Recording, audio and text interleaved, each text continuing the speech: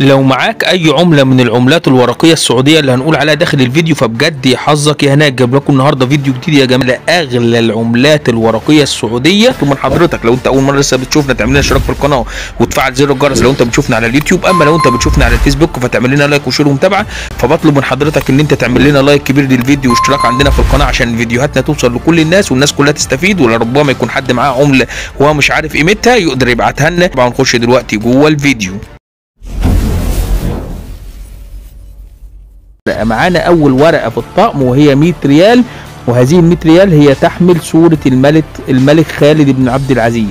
وسعر هذه الورقه لو فيها بعض العيوب بيبدا من اول 1000 جنيه وبيعلى تدريجيا لو وصل لحاله الانصر اي بدون اي عيوب نهائيه ل 2000 جنيه اي بدون اي عيوب نهائيه من اي نوع. معانا الاصدار الثالث من الورق السعودي وهو طقم يسمى طقم الملك خالد والملك فيصل، وهو اول طقم يعتبر بصوره بوجود عليه صوره على وجه العملات السعوديه.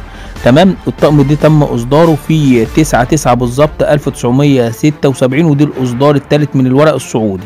الطقم ده تم اصداره في عهد الملك خالد بن عبد العزيز، وبيحمل صورته على ال 100 ريال، وباقي العملات كلها بتحمل صوره الملك فيصل تقديرا له.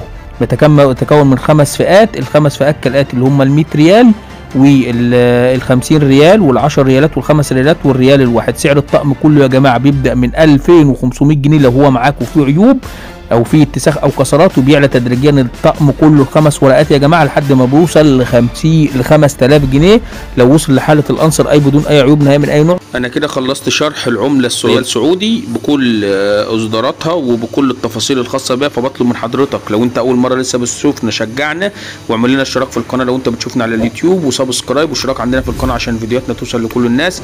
ربما حد يكون معاه اي عمله سعوديه قديمه عاوز يبيعها يقدر يبيعها من خلالنا. ولو انت معاك اي عمله من العملات اللي احنا بنقول عليها عاوز تبعتها لنا نقيمها لك او ناخدها منك، تقدر تبعتها لنا على قناه الفيسبوك الربح المضمون.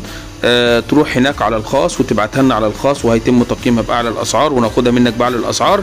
اما لو انت لسه بتشوفنا اول مره لسه بتشوفنا على قناه اليوتيوب، فبطلب من حضرتك ان انت تعمل لنا اشتراك في القناه وتفعل زر الجرس لو انت بتشوفنا على اليوتيوب.